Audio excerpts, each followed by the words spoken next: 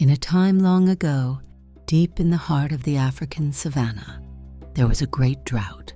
Rivers dried up, the grass turned brown, and all the animals were thirsty. The once lush and vibrant land was now barren, and the animals searched everywhere for water.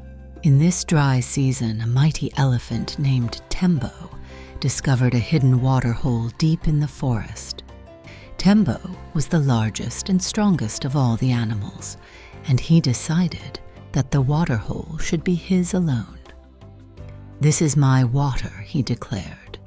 "No one else may drink from it, unless I say so."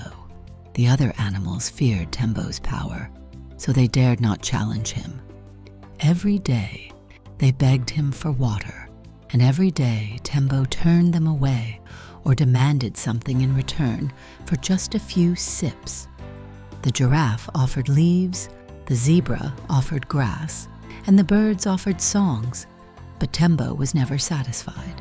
The drought continued, and the animals grew weaker and more desperate. One day, a small but clever hare named Kalulu approached the waterhole. Kalulu was known for his tricks and quick thinking, and he had a plan to outwit the greedy elephant. He hopped up to the edge of the waterhole where Tembo stood guarding it and looked up at the giant beast. "Greetings, great Tembo," Kalulu said with a sly smile. "I have heard of your strength and wisdom, and I have come to offer my humble service to you. But first, may I drink some of your precious water to quench my thirst?" Tembo laughed at the small hare. "You, Kalulu, offer me service? What could a tiny creature like you possibly do for me?"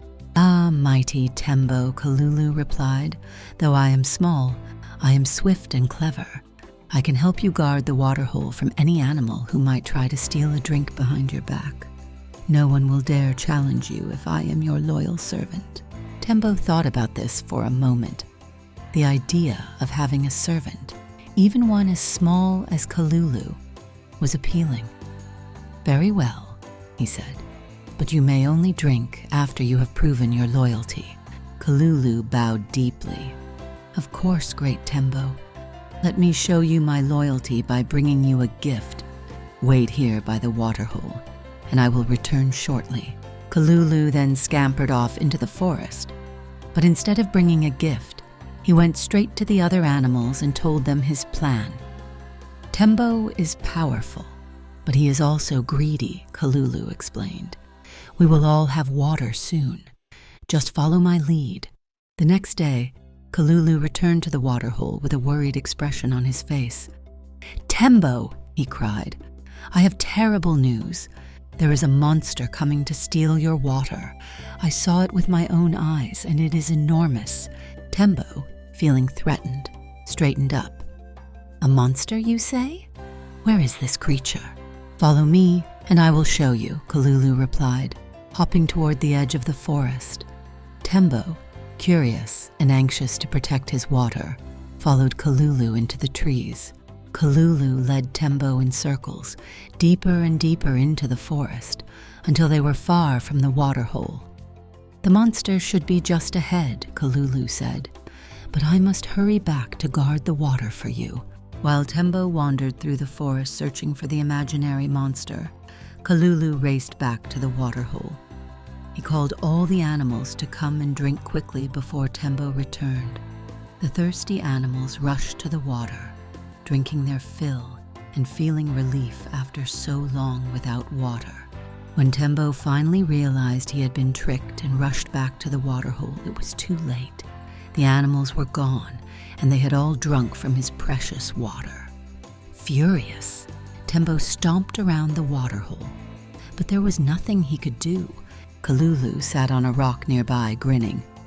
"Oh, great Tembo, I have saved your water from the monster, but it seems while you were away, the other animals found some water too. Perhaps now you will share the waterhole with everyone." Tembo, realizing he had been outwitted by the tiny hare, had no choice but to give up his selfish ways. From that day forward, he allowed all the animals to drink from the waterhole freely. The story teaches us that sharing is more valuable than hoarding. and that even the smallest among us can outsmart the strongest when it comes to wit and wisdom.